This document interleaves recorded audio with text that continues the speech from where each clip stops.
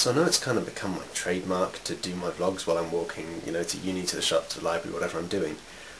Unfortunately today I have to wait in for a parcel, so I can't really walk anywhere. So I decided the only reasonable way to bring you my vlog was by hanging from my attic attached to a climbing rope in my harness. Now, for those of you who will recall that the last time I was hanging from a rope was by my thumb, I think that this is a lesson that you should all go out and face your fears. So yeah, this is the challenge for today.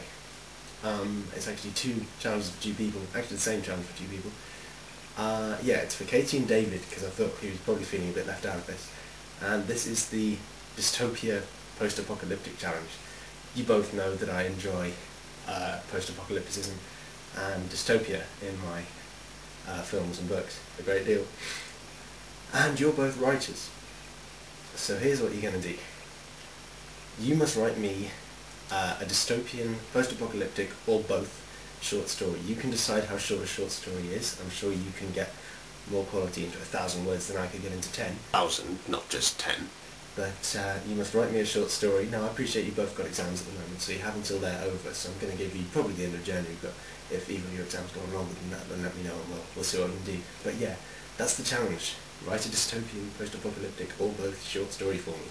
John, I think you have, and I'm sure you'll agree, quite enough in the way of challenges to be going on with the whole decoding clues and reading Harry Potter challenge once your exams are over, so I'm going to leave it at that for you.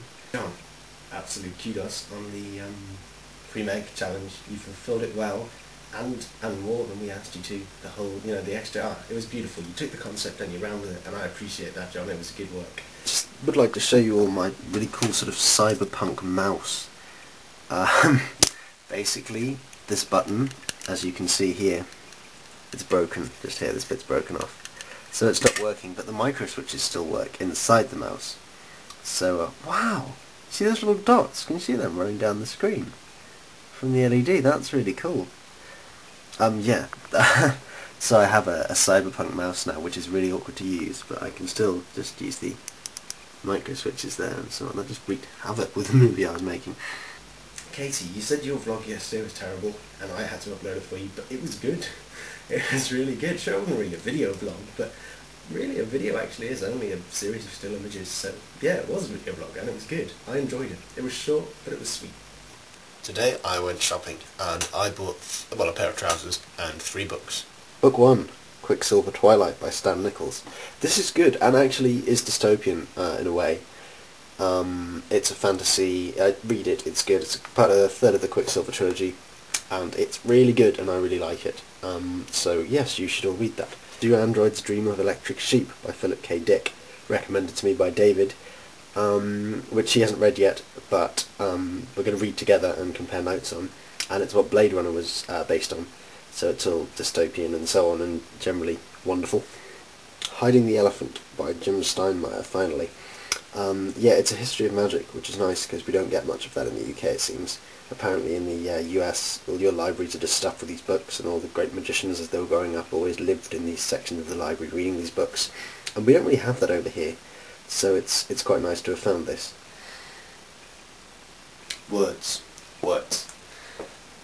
John, nice try, but I think your words defenestrate. Tell me if I'm wrong, but I think that is the case. Katie, yeah, you made it pretty clear what your word was. It was mutation. So, yeah, bad luck with that. That couldn't be helped. I'm currently alone in this house. There's no one else here. And that you should never dangle yourself from anything unless you know how to get out of it. And you'll see here this carabiner.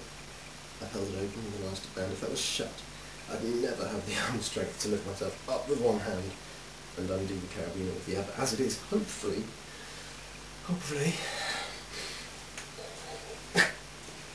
oh, that's hard to do. Oh, that's hard.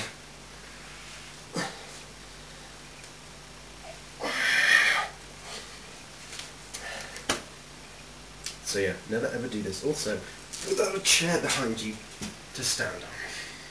John, I will see you on Wednesday. I really don't have much time to say this, but I've noticed that our blogs don't actually have that much content. We're just responding to challenges and so on. So what I'm going to do in my next blog, I'm going to respond to whatever challenges and punishments I have to really quickly, and then actually include some content.